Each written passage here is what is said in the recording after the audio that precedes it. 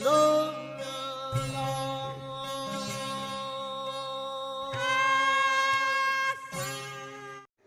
हमें शेवा, ये हमें अकीदा दिया है मीसम तमार ने, जिसने फराजेदार पे जाके, जिसने तख्ते पे जाके, फांसी के तख्ते पे जाके, क्या कहने मीसम तमार, मिर्जा जी क्या कहने मीसम तेरे अकीदे के।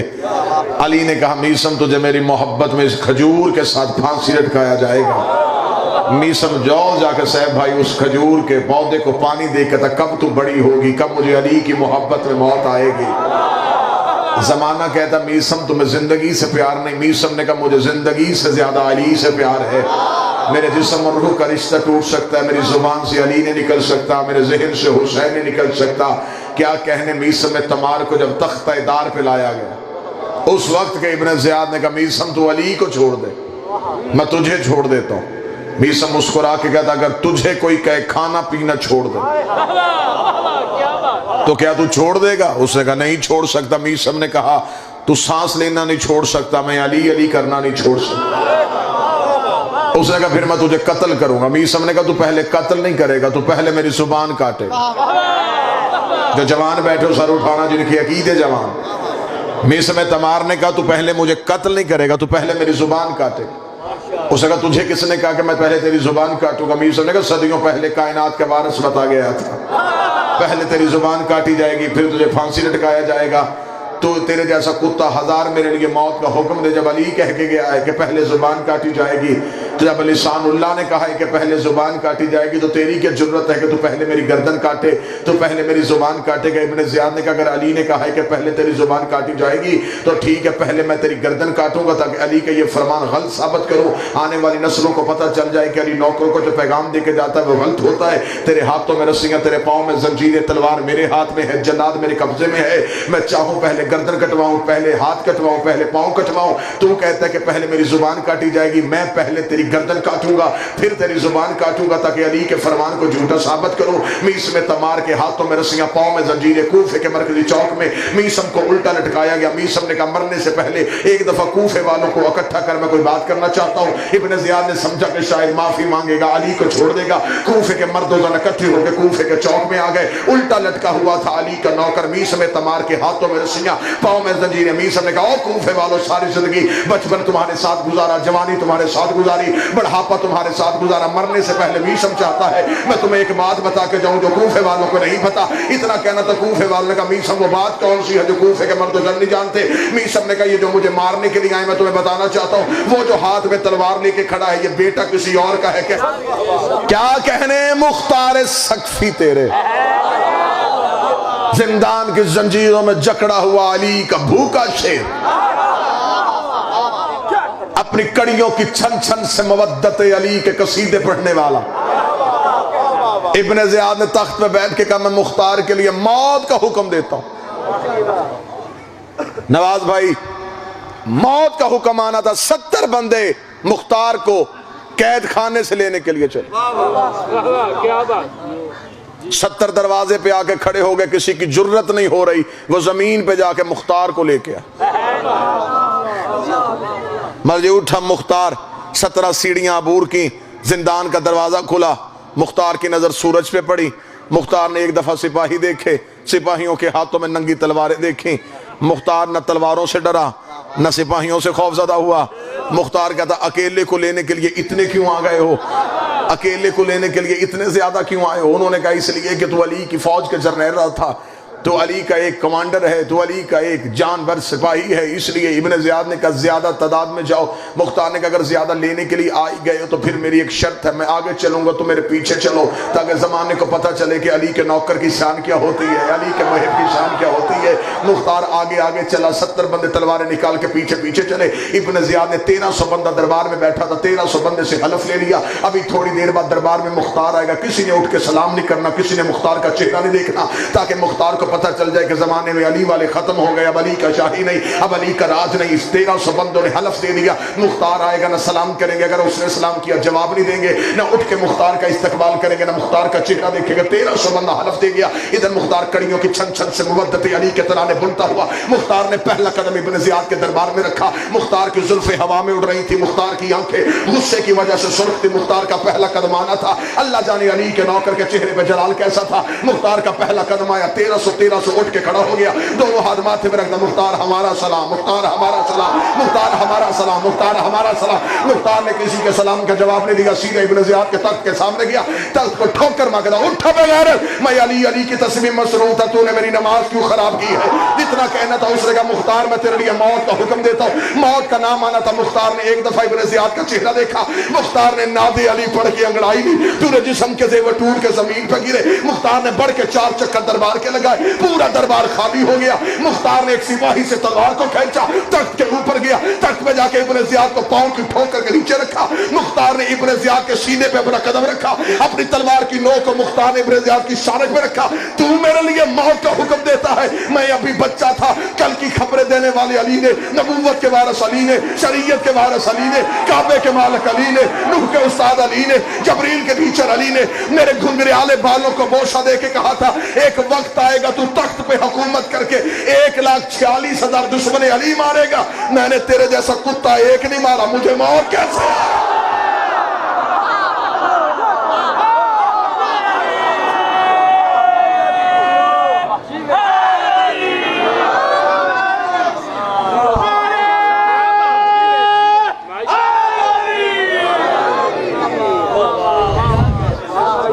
लियाओ जी सवाल दे। नारे तकबीर, नारे रिसालत, नारे हैदरी। पहला सवाल है जी कि अल्लामा साहब अगर कमरे में तस्वीर इमाम हुसैन की हो तो वहाँ नमाज हो जाएगी? बेशक नमाज हो जाती है।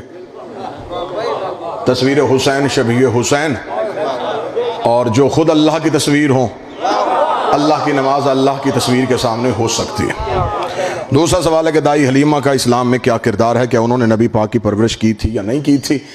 मैं पिछले 8 साल से पाकिस्तान के हर मेंबर पे ये चैलेंज कर रहा हूँ कि मुझे कोई मस्जिद के मौलवी से लेकर मुफ्ती मक्का तक मुझे सिर्फ इतना बताए कि बीबी हलीमा का मजहब क्या था।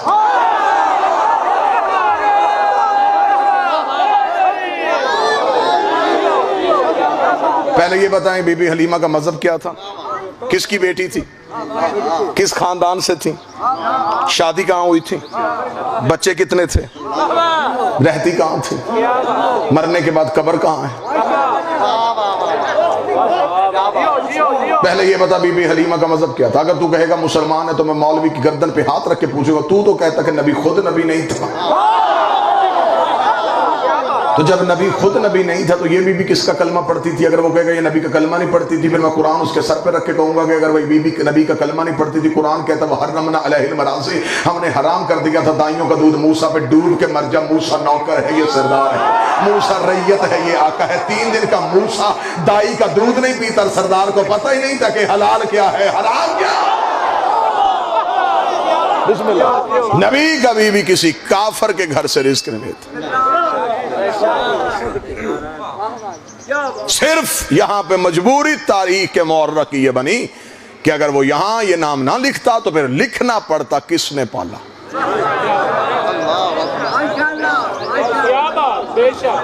वो नाम लिखते हुए मौत आ रही थी, यहां लिखना पड़ता कि अबू तालब ने पाला। अबू तालब का नाम वारे में नहीं था, फर्जी नाम बना लिए जी। एक माई थी, नाम उसका हलीमा था, वो नबी को पालती थी। मैं तमाम अहले इस्लाम से ये पूछता हूँ, सबसे पहले हमें ये बताएं कि इस्लाम की पहली दावत किसके घर पे हुई? घर में बैठ के शियों को काफिर कहना बड़ा आसान है, मस्जिद में कुंडी लगा के माइक पे शियों को गाली देना आसान है। आओ हमारे सामने आंखों में आंखें डाल, कुरान दरमियान में रख लेते, ना तेरी किताब ना मेरी किताब, कुरान दरमियान में रखते। जिसे कुरान काफिर कहेगा उसे हम काफिर कहेंगे।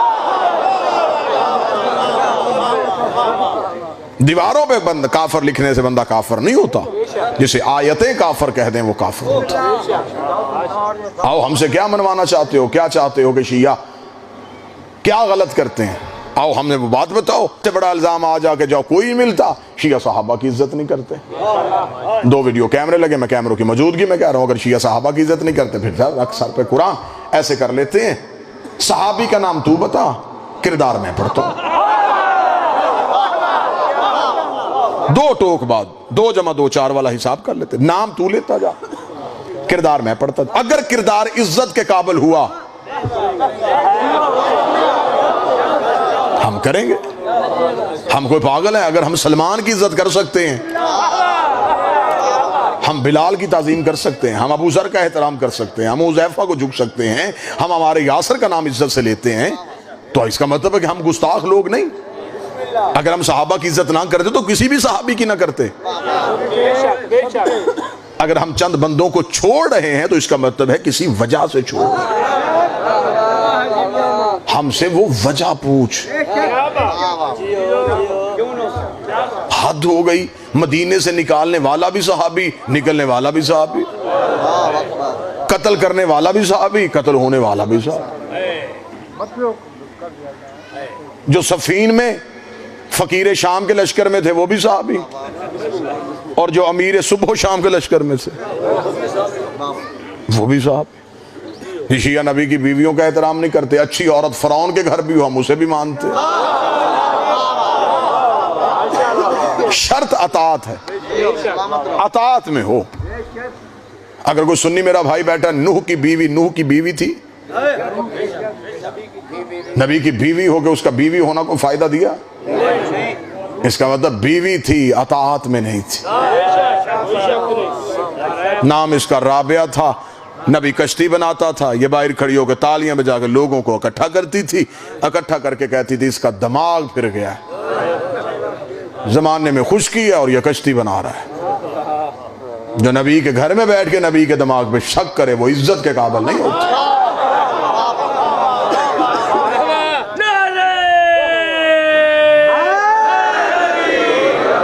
सादा ज़हन बैठे, और एक नबी, नूह नबी के गांव में रहती थी, गरीब औरत थी। एक बात ज़हन में रखना, मेरा इलाका, मेरा देश, मेरी धरती गुर्बत शर्मिंदगी नहीं फख्र है। अल्लाह गुर्बत दे तो शुक्र किया करो, उसने इम्तिहानों से बचाया हुआ। गरीब हो तो शुक्र करना। अल्लाह से जब भी मांगना, रिस्क मांगना, दौलत ना मांगना।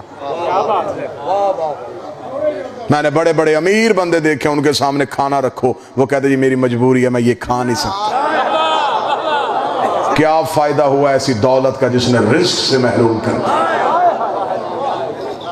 अल्लाह से जब भी मांगना, रिस्क मांगना, दौलत ना मांगना। गरीब हो फख्र किया करो। अली के सामने एक शख्स ने आकर कहा, या अली तुझे मानने का फायदा क्या, घर से गुर्बत खत्म नहीं होती। अली के चेहरे की रंगत तब्दील हो गई। फरमाया, हक के इमाम के सामने झूठ बकता, तुझे शर्म नहीं आती? उसने कहा, मौला क्या? फरमाया, क्यों कहता तू गरीब है, तेरे घर में कीमती चीज पड़ी है, बजा के बेच।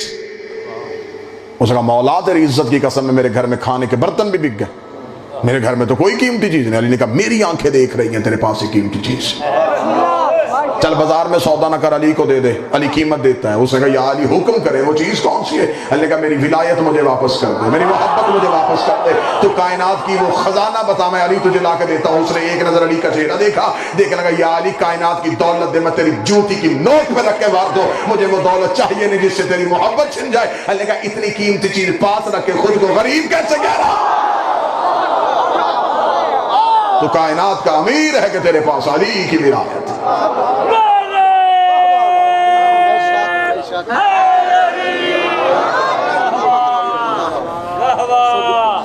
अली ने फरमाया, दुनिया की दौलत पानी है, इसे चलता रहने दो, इसे रोकोगे तो जैसे पानी से बदबू पैदा होती। अली फरमाते हैं, तुम्हारे हमसाये में कोई भूखा सोया रहे और तो पूरी रात मुसल्ले पे बैठा रहे, तो इबादत करेगा, तस्बीह तुझ पे लानत करेगी। ये है हकूकुल आबाद। अली फरमाते, तू घर में खाना खाने लगे और तेरे सामने 2 बर्तनों में तो अलहदा अलहदा खाने आ जाएं, तो समझ ले आज किसी और का रिज्क तेरे दस्तरखान पे आ गया है। आज कोई भूखा सोया है और उसके हिस्से का तू खा रहा है। सदका बंदों ने 10 रुपए देना होता है, फकीर का 15 मिनट इंटरव्यू लेते हैं।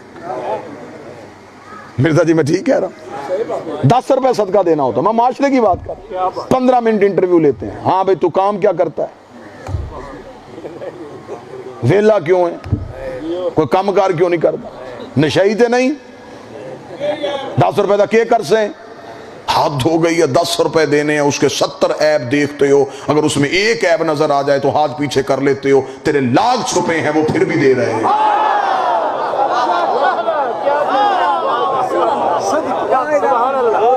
अगर ऐप देख के देते हो तो अगर वो ऐप देख के दे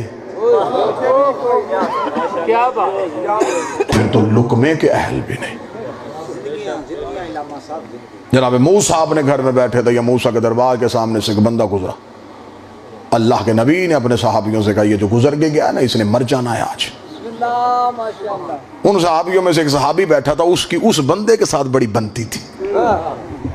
वो उठ के सीधा उसके घर चला गया। उसने दस्तक दी, वो बंदा बाहर निकला। उसने कहा जब तू आज गुजरा था ना मूसा नबी के दरबार के सामने से, तो मूसा ने तुझे देख के कहा था कि तू आज रात मर जाएगा। तेरे मेरे ताल्लुकात बड़े अच्छे, मैं तुझे बताने ये आया हूं कि वो जो कहता है ना वो हो जाता है। वो अल्लाह का नबी है, उसकी जुबान बगैर वही के नहीं बोलती। तो लिहाजा तेरे मेरे ताल्लुकात अच्छे हैं, तुझे बताने इसलिए अगर किसी का कुछ देना है या लेना है तो अपना हिसाब पूरा कर, तू मर जाएगा। बंदा बड़ा मुतमईन हुआ, उसने दरवाजा बंद करके उसने कहा तेरा शुक्रिया, तूने मुझे पैगाम दे दिया, वक्त जाया ना कर, मुझे जल्दी जल्दी को बंदोबस्त करने दे। दरवाजे से निकल के उसने नौकरों को बुला के कहा मेरे स्टोर की सूरत हाल क्या है, अनाज मुझे उस दौर में जो गंदम जो भी चलता था। उन्होंने कहा जी भरे हुए हैं। उसने कहा जल्दी निकालो, पकाओ, मखलूक को खिलाओ। रात डूबने से पहले पहले मेरे घर में दाना एक नहीं होना चाहिए, सारा गरीबों को बांट दो। उन्होंने कहा जनाब आपकी औलाद बहुत ज्यादा है पीछे। उसने कहा जिसने मुझे दिया है वो इन्हें भी दे देगा। मेहनत से कमाई हुई इनके लिए छोड़ दूं, ये बाद में याशी में सर्फ कर दें, कब्र में हिसाब मैं देता रहूं। मेरा दिमाग खराब है, ये अपनी मेहनत से कमाएंगे खुद खाएंगे। जल्दी कर, तकसीम करना शुरू कर।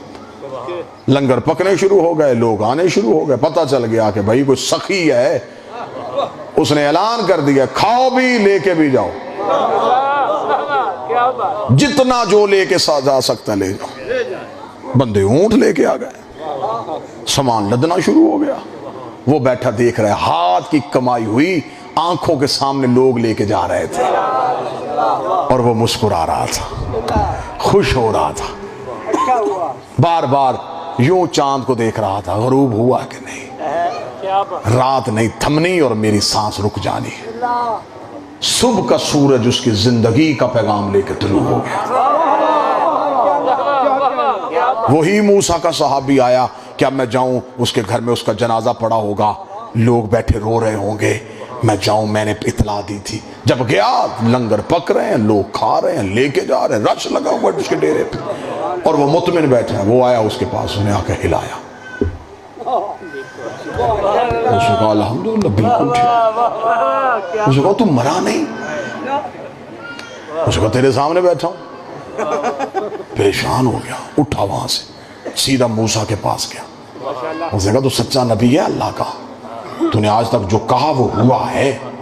तूने रात वो बंदे का कहा था कि वो मर जाएगा, वो बंदा मरा नहीं, अपने घर बैठा है। उन्होंने उसका हाथ पकड़ा, उन्होंने कहा चल आज इससे मैं पूछ के बताता हूँ, उससे पूछ लेता हूँ। उन्होंने जूता नहीं पहना, नंगे पांव भागा हुआ तूर पे गया, जाके कहा मेरे अल्लाह तेरे दिए हुए इल्म के साथ मैं लोगों को बताता हूँ, मुझे झूठा बढ़वा दिया। तूने कहा था वो बंदा मर जाएगा, वो बंदा मरा क्यों नहीं? अब आधे धीमे लहजे में बात कर, मुझे उसका कारोबार बड़ा पसंद आ गया। हाय अल्लाह का प्रोग्राम बदल गया। अब अल्लाह चाहता है मैं उसे देता रहूं, वो मेरी मखलूक को खिलाता। अब नहीं मैंने उसका रिस्क बंद होने देना, उसने मेरी मखलूक का ख्याल कर लिया। ये मजलिस हुसैन में जो हुसैन का लंगर बांटा जाता है, ये इसीलिए हुसैन ने दर्श दिया, मखलूक को खिलाओ। वजीफा दे के जा रहा हूं, नुस्खा कीमिया दे के जा रहा हूं। इमाम फरमाते अगर तुम चाहते हो कि आज का दिन तुम पे मौत और मुसीबत ना आए, सुबह को उठ के सबसे पहला सलाम अपने वक्त के इमाम को करो। आंख खुलते ही हाथ सर पे रखो, अस्सलाम वालेकुम या साहिब अल-अस्र वज़्ज़मान, है मेरे जमाने का साहिब, तुझ पे मेरा सलाम। इमाम कहते सलाम कहना सुन्नत है, जवाब देना वाजिब है। तुम सलाम कहोगे, मैं जवाब में वालेकुम सलाम कहूंगा। जब मैं कह दूं कि सलामती हो, फिर उस दिन अगर मौत लिखी भी हुई तो फरिश्ते काट देंगे, क्योंकि मौत आमर है और औलिल आमर अगर कह दे कि सलामती हो। वजीफा बना लो, सुबह को उठो, अपने वक्त के मौला को सलाम करो। घर में दस्तरखान बचाओ तो एक वक्त का खाना इमाम के नाम के लिए वक्फ करो। बस साल भैया ने इतना जुमला कहा, नूह नबी, बस खत्म करूं, तूफान आ गया नूह का। अब मैंने सिर्फ ये बताना, जो बंदे कहते हैं इज्जत नहीं करते, हम इज्जत करते हैं किरदार की वजह से। अल्लाह भी किरदार की वजह से इज्जत करवाता है। नूह की बीवी डूब गई, बीवी थी, डूब गई, बेटा डूब गया। नूह का पानी तंदूर से निकल के पूरी कायनात में फैल गया। इतना पानी आया कि पहाड़ों के ऊपर तक पानी चला गया। नूह का पानी तूफान का आना था, कायनात पानी में गर्क हो गई। अल्लाह का नबी कश्ती पे जोड़ा जोड़ा लेके कोहे जूदी पे जाके नूह की कश्ती रुक गई। तफसीर ने कोहे जूदी लिखा है, नजफ के किनारे पे जाके नूह की कश्ती का रुकना था। नूह ने पहाड़ के ऊपर जाके पूरी कायनात का मुआयना किया। पूरी कायनात में पानी ही पानी था। दूर एक खुशकी का जजीरा था जहां पानी नहीं जा रहा था, तवाफ करके गुजर रहा था, तवाफ करके गुजर रहा था। नूह ने पहाड़ के ऊपर खड़े होकर देखा। नूह ने सोचा या तो यहाँ पे किसी नबी का घर है या किसी नबी की कब्र है, यहाँ पे अजाब का पानी क्यों नहीं जा रहा। नूह कश्ती लेकर उस खुशकी के जजीरे के करीब गया। नूह का पहला कदम खुशकी के जजीरे पे आया। नूह की आंखें खुली की खुली रह गई। वही 20 साल बिया चूल्हे पे बैठी रोटियां पका रही थी, चूल्हे में बैठी रोटियां पका रही थी। अल्लाह के नबी को आते देखा, जल्दी से अपने हाथ धोए, बकरी खोली, गठरी उठा के कहती बन गई सरकार कश्ती, बन गई कश्ती। नूह ने परेशान होकर कहा 20 साल बिया, पानी तो आके चला भी गया, अजाब तो आके थम भी गया, इतनी देर नूह के अजाब का तूफान आया रहा, तुझे पता ही नहीं चला। उसने कहा तेरी इज्जत की कसम, ना मैंने आते देखा है, ना मैंने जाते देखा है, ना मैंने पानी चढ़ते देखा है, ना मैंने पानी उतरते देखा है। नूह ने वहीं पे खड़े हो गए, वो आसमान की तरफ कहा मेरे अल्लाह, पूरी कायनात में पानी चला गया, बीवी डूब गई, बेटा डूब गया, साल भैया के घर पानी क्यों नहीं आया। आवाज आई धीमे लहजे में बात कर, जो गर्क हुए वो काफर थे, ये तेरी मोमना थी, ये तेरी मोमना थी। पूरी तकरीर भूल जाना कोट मोमन वालों, अगला जुमला ना भूलना। सारी जिंदगी अली वलीउल्लाह पे पक्के रहना, हुसैन की आजादारी पे पक्के रहना। क़यामत आके चली भी जाएगी, तुम्हें पता ही नहीं चला।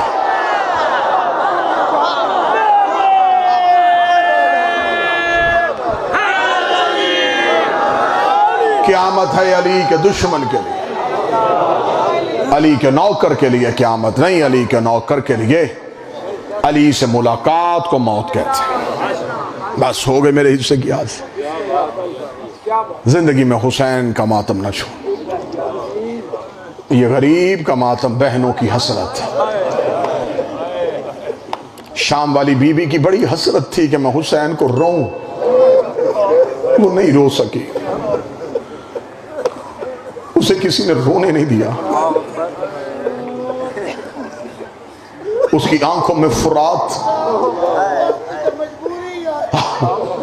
उसकी आंखों की फुरात बहने से पहले खुश्क हो गई। जब 11 मुहर्रम को भाई की लाश से गुजारी गई है ना, मखदूम साहब हाथों में रस्सियां थी अली की बेटी की, यूं पाबंद रस्म थे। जब आई है ना बीबी करबला के जंगल में, अंदर यमीनन व शमाला, किताबें लिखती एक दफा दाएं देखा, एक दफा बाएं देखा, रो कहती ऐना ऐनल हुसैन, कहाँ गया बतूल का लाडला हुसैन। हुसैन मुझे आवाज दे, तेरी बहन करबला छोड़ के शाम जा रही है। हुसैन मेरा बड़ा जी चाहता था मैं चेहलम करबला में करती, मेरी मजबूरी बन गई है, नानी की उम्मत रस्सियां लेके आ गई है। हुसैन ज़ैनब चाहती है जाने से पहले एक दफा तुझे देख के जाए। हुसैन पता नहीं मैं दोबारा करबला आऊं या ना आऊं, यूं लाशों में ढूंढ रही थी जैसे माँ बच्चा ढूंढती है, रो रो के कह रही थी हुसैन आवाज दे, हुसैन बहन मिलना चाहती है, हुसैन आवाज दे। जब कहीं से आवाज नहीं है रो के कहती तुझे मेरी लुटी हुई चादर का वास्ता, हुसैन तेरी बहन तुझसे मिलना चाहती है, सैयद मुझे माफ कर देना। एक पत्थरों के ढेर के नीचे से आवाज आई अलैया अलैया या बिन्ते मोहम्मद, और रसूल की बेटी तेरा हुसैन यहाँ है। बीबी ऊंट से उतरी, ये मेरे सर पे कुरान रख के पूछो। अली की बेटी के हाथ खुले नहीं थे, बीबी ने कोहनियों के साथ पत्थर हटाए, हटाते हटाते हुसैन की लाश में नजर पड़ी। ज़ैनब को हुसैन का सर नजर नहीं आया, रो कहती ऐना ऐना रासल हुसैन, हुसैन तेरा सर कहाँ गया?